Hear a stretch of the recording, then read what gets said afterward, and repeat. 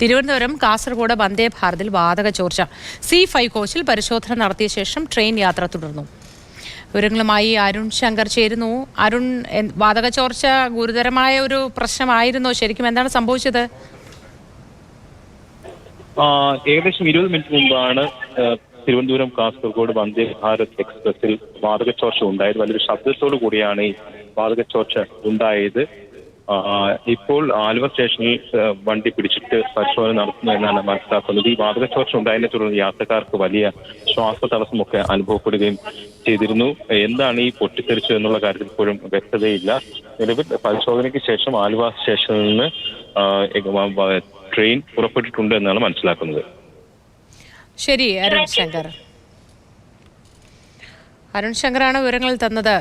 യാത്രക്കാർക്ക് ശ്വാസ തടസ്സം പോലെയുള്ള പ്രശ്നങ്ങളൊക്കെ ഉണ്ടായി എന്നാണ് പറയുന്നത്. പക്ഷേ ഗുരുതരമായ പ്രശ്നങ്ങളൊന്നുമില്ല, പരിഹരിക്കപ്പെട്ടു എന്ന് പറയുന്നുണ്ട്.